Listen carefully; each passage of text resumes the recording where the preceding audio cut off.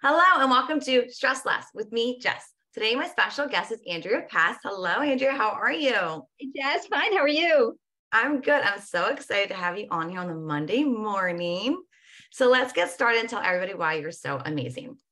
So you have built a solid relationships that have helped you create and implement public relations campaigns for your clients in a wide range of categories, including consumer products, inventors, inventions, fiction and nonfiction authors, lifestyle, business to business, education, health and wellness, fitness, beauty, food, nonprofits, and believe it or not, even more. How'd I do? I'm a busy person. I know. So in your own words, granted that's fine is your words, but tell us who you are and what you do. My job is to secure interviews for you on podcast, in digital media, magazines, newspapers, television, and more to increase awareness of you, your company, your brand, your thought leadership, and the purpose to drive sales. So everything I do drives more people, customers, clients to you and your business. And can you elaborate? Because tell me if this is correct. This is more than just social media. And I'm not hating on social media, but this is a different kind of level. Is that correct? Exactly. Press coverage and social media do go hand in hand. However, what I do and my lane is to be in touch with the press. And people say to me, I was on a call last week and someone said, oh, but press means newspapers and newspapers are dead. And I said, no, press means anything under that category of media. Yes, newspapers, magazines, blogs, television, radio, podcast, Facebook Live, LinkedIn Live, YouTube, all of these things that offer content where a journalist is in touch with you, your business, your product, your book. You are not originating that content. The journalist is originating the content. So that's where there's a huge difference between public relations and social media, because in social media, you originate a good percentage of your content. In advertising, you pay for that. Yeah. So that's content. We know you're skeptical when you see an ad because you know that was created by that business. But in public relations, it's different because the journalist is asking the questions. The journalist is deciding what to include in that story when all is said and done. And so you might be included, you might not, but it's my job to get you there. Okay, so you get us in contact with the actual journalist. Exactly. I book the interview. So it's not me saying, okay, this is the right person to contact. I'm the one in contact. I'm the one working out the interview. I'm the one making sure that you are recognized the way you should and that the name of your company is noted or a link is noted and that your title is right, your name is right, the pronunciation of your name. I did an interview a few weeks ago and I started out by saying, just so you know, my name is Andrea. And the person said, not Andrea. I said, no, Andrea. That's how I pronounce my name. Introduces me as Andrea, and the whole rest of the interview called me Andrea. So I would respond a number of times, well, so-and-so, at Andrea Pass Public Relations. Well, here at Andrea Pass, and I've said it a few times because it's really important to take the time to pronounce someone's name correctly. And that makes someone feel good that you took the time. So I am crossing every T, dotting every I for my clients to have a positive interview or press coverage experience. And I love that you even go to that small of a detail. And I say small when it's really a lot bigger, is pronouncing your name correctly. Because I tell people, I have a very basic name, right? It's a very common name. And it still gets messed up. They call me different names. Even if I'm doing an interview, I get called Brittany, I get called Jennifer, and I'm going, I get you're just grabbing another common name, but that's not my name. And so I definitely agree with you on it. And even when I do my interviews here, I'm going, if I say it incorrectly, you need to let me know because that's your name. That's who you are. And I think that just represents so much more than, oh, it's fine. It's just a name, So I think that much of a detail shows who you are. And what's interesting is when I have clients on TV and in the day that men wore suits, if the tie was not even, I was fixing the tie. if there was a little something on the lapel, I was making sure I was removing that. If I had a client that had a hair sticking up, man or woman, straighten the hair, or lipstick on the teeth, or too much blush or not enough blush, or an earring that was stuck. How many times have you seen a stuck earring? And it's like, oh no, if my earring wasn't laying flat, it would look silly. And sometimes, here would be someone on TV with an earring stuck up. That is a good public relations person is covering every aspect of that interview. And those little touches, again, quote unquote, little, but if that was your interview right now, so say your interview, like I said, maybe you had too much blush on the right cheek, maybe your earring was like in up for, position, people just stare at that the entire time then. They're distracted by those little things. Like you said, even it's a tie and we all see social media comments now, like they're calling those things out. So to have somebody like you in their corner, from getting the interview to pronouncing the name right to, hey, I'm here to make sure you look good and sound good. That's my job. I take that stress away. I think that's really awesome. And that's important because I do media training. I make sure that anyone who's doing an interview, whether it's being recorded or notes are being taken, is presenting themselves effectively, learning how to remove the like, knows. And it's hard. Jess, it is hard to avoid like, know. But no, I don't know. And like.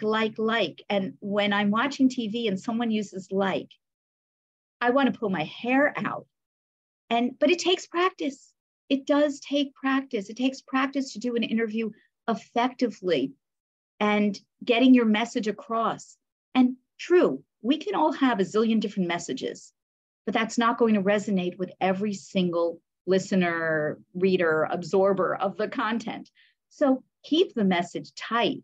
Make sure you don't spend all your time talking about a vacation when you should be talking about what's important in your business. Of course, all of these tips for me fall under the public relations category. Yeah. It's funny because when you brought up the like and note or I definitely was a person, and I catch myself still to today. But when I started my podcast, I was very focused on not saying like, and my word became right. So I kept saying right. I'm going, oh my goodness, Jess, I'm driving my own self crazy. So it's funny. It's little words, but if that's going to be the word you lean on, being super mindful and aware. And like you said, that's your job to kind of point those words out, 100%.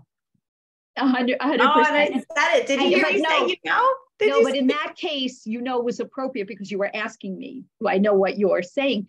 But the biggest thing is people are afraid to pause. They're afraid to have dead air. And you can pause. Don't pause for 5 seconds, but you can pause to get your thoughts together or repeat the question to get your thoughts together. So all of these are important media training tips to get the message across for anyone who is out there doing interviews.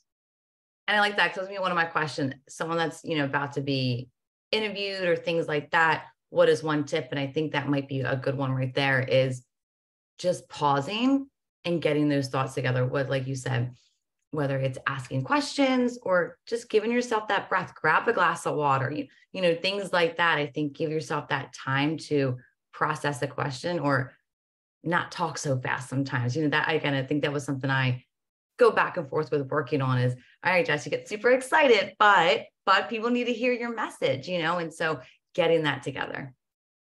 That's so important. And practice. I've gone to hear people speak and they haven't practiced and they haven't looked at their notes. And then they realize page 2 is messed up with page 7. And how can you be unprepared? You should be prepared when you're giving a presentation. And that's really important. So speaking on that, because this is your area of expertise, index cards, non-index cards, having papers, can you give a breakdown of that? Certainly when you're doing an interview over Zoom or another video platform, you can have a few papers in front of you as long as you're not touching them and ruffling those pages and you're not spending the entire time looking down. You certainly don't want to have that when you're doing an interview that is going to be recorded for YouTube or other video platforms. But having a few pages is fine. Index cards are fine, but don't write every word out. Write some keywords. Whenever I'm giving a speech, I'll write that speech. I'll put it in 14 or 16 point type. And I've practiced it. So I'm not looking at every single word. And I'm changing it up and I'm being comfortable because you don't want to come across as a mannequin. This is all boom, boom, boom, boom, boom, and you have no personality. Because in any presentation, whether it's an interview or a keynote speech or a talk in front of an organization, you want to be comfortable. You want to be human. Because at the end of everything that you and I are doing, we want people to know, like, and trust us. We want people to say, hey, I'm going to hire Jess. Hey, I'm going to hire Andrea. That's what we're all out here doing in the world of business. That's it. And I think, like you said, highlighting your personality, because everybody's looking for that person that they relate to and connect to. And it could be your story. It could be your mission. It could be your one personality trait that they're going, that is my person, Oh my God. I think because we said it, I can't get it out of my head. All right. We got to do some breathing work over here. But I would love to get into my next question, which is, what is one way your business brings you stress? Oh my. Public relations is very stressful because you're on deadlines. If a reporter needs information, you've got to get that information to that reporter by that date and time. I don't claim to know every single aspect of every one of my clients' businesses. Therefore, I need my clients to work. If there's a deadline, I'm effectively communicating that deadline. And the stressor is when oh yes, you'll have it by 12. And I touch base again at 10. I touch base, oh yeah, you'll have it. And at 12, I can't reach them. And now I'm missing my deadline. Now, do I always give myself leeway? I do. Learned my lesson years ago as a baby PR person. But in my life now, that's a big stressor, is making sure I get everything on time. And then the other stressor is waiting for that press placement to come out, waiting for the podcast to publish or the article to publish or the review or what have you, because I'm excited. I am like a kid in a candy shop. Every time I secure media coverage for my clients and I'm waiting for it to come out to share it with my client, and I want my client to be pleased, I want there to be a return on their investment. I want this to be something they can use over and over again that is evergreen content. And then I'm really happy. So I have the stress. And then when it happens, I'm thrilled. I love this. I think so many people can relate to this. So the first one is with the deadlines. So like you said, we're a baby PR, you're far from a baby PR now. So when it comes to deadlines, whether it's somebody providing information to you or just juggling deadlines in general, do you have any advice when it comes to that? Use your calendar. I am amazed how many people do not use a calendar. I use Outlook. Every single thing is in my Outlook calendar. To the point that I hadn't heard from a friend in a while, and I had it on my calendar for yesterday to call that friend at a certain time. And you need to put everything in your calendar. When you have a deadline, you put it in your calendar. When you have something you need to write, today I have to write an article for a client. It is in my calendar. I am blocked off for that period of time so that I am not doing other calls. I'm not doing anything else. I am working on the article that I have to write. So it's key to keep an effective calendar and look at your calendar. It amazes me the amount of people that say, oh, I didn't realize we had a meeting today. Huh? It's on your calendar. You scheduled the meeting. And it amazes me when people forget they had a meeting. That's very important and very professional. You show up prepared to the meeting. So calendar, calendar, calendar. I love it. I think I definitely agree with the calendar piece so much, because my communication manager, she makes fun of me because everything is in there. They're color coded, but it just makes your life so simple. And like you said, even with checking in on people in your life, it's just making notes. And I think sometimes people go, they might look at it as an easy way out, or they might, feel it's, quote unquote lazy, or they go, oh, that means that's not important to me. I'm going, no, we're all busy. We're all busy. And you and I, before we hopped on here, we're talking about our weekends, and sometimes life happens and I have to listen to my body and say, hey, we're just going to read books this weekend. And I shouldn't say just, but I'm going to check in and read books this weekend. And so maybe I'm not going to get to other things. So I'm not thinking about what I should be doing, right? So if you have it written down already, it takes that stress away. So I absolutely love, I'm all about the calendar. I have the one, like you were saying, I have my Google one, and then we have our family one on the fridge, and we all have a color, and, it just makes it simple. But you also mentioned the excitement as a stressor, but it's a positive stress is basically what you were trying to say, right? Exactly. And I love that, because I haven't had someone answer it in that way of having that positive stress, but it's a real thing. And it's that, oh my goodness, this is going to happen, but you still get the same rush and adrenaline as if you were stressed. So that's so cool that you recognize that as, okay, yeah, it's stressing, but it's not. It's an excited stress. It's a positive stress. It gets that adrenaline going. It gets you excited for the deadlines because you know what's going to happen. So it's so cool that you brought that up. So I think that's really important, especially as a business owner. We might mix the signals of it's another stressor, but it's a positive stressor. So thanks for bringing that up. And when the outcome comes out of all of your stress and all of your work and all of your deadlines, and when it happens, whatever it is for you and your business, for me, it's when the press coverage appears. It's great. It's wonderful. And to have that, and you're working on an event and the event went off well, or you're helping a client with a speaking engagement and it happened, or a trade show and you're securing press coverage at that booth and the client was thrilled that they were so busy with interviews. And to me, if my client is happy, then I know Andrea Pass Public Relations has done the job. Yes. And again, just like, what a great feeling. So now you mentioned building relationships, getting people to know you. And that's one of the reasons why I love my lightning round so much, because you and I could talk about business for hours, right? That's so, so easy. But getting to know you at a different personal level, I think, is also really fun. And that's why I love my lightning round. So with your permission, are you ready? I am ready. I'm nervous, but I'm ready. It's going to be great. It's going to be great. Okay. What is your most used emoji?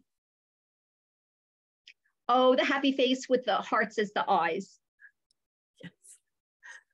What was your first job? Well, if you count babysitting, when I was a little kid, back in, oh gosh, I'm going to date myself. You would get a quarter an hour. I think they get $15 or $20 an hour these days. But I was a babysitter before I became a camp counselor. Love it. So speaking of PR, and we kind of mentioned this a little bit earlier, we all have a word that we use. What is your favorite word that you use? Oh my goodness. It's very interesting. My favorite term has been grow brand awareness. And recently people said, but Andrea, that encompasses too much. And I said, yeah, I guess it does. So I'll still have to say grow brand awareness. Keep it, girl. Keep it. So again, we're talking about a relaxing weekend. What is your go-to, and I'm air quoting, lazy dinner? Oh, lazy dinner is always out with my husband and friends or family. It's usually an Italian restaurant. We'll bring a bottle of wine, usually from one of our favorite wineries. We love Cape May, New Jersey. And when we go every year, we stock up on a lot of wine for during the year and hanging out with our friends, our family, and enjoying. Last one. Finish the phrase. The way to my heart is. The way to my heart is showing you care. If someone takes that extra step, and it's a step I take, and someone brought that up to me last week, as simple as calling a friend to see how you're doing when you know they're going through a rough time. Knowing that a client went on a vacation. How was your vacation? Or knowing a client couldn't talk to you because they had a deadline. You okay? Do you need me to do anything for you? Or running an errand and picking up something for a friend. To me, showing you care means more than dollars and cents. I agree. Andrea, thank you so much. Before I let you go, what is the one thing you want the listeners to take away from today's episode? If I had to pick one thing, remember, and you brought this up, stress can be good. Stress can turn out as a positive. And when you're in a field like mine in public relations, sometimes it could become extremely stressful. But the end product is the icing on the cake. And for the listener that's taken all the notes and wants to connect with you, what is the best way for them to connect with you? Well, please go to AndreaPassPR.com, make an appointment in my appointments calendar, but please make reference to the fact that you heard me speak with Jess, so I know how we met each other. I appreciate you so much. You have a great day. Thank you so much.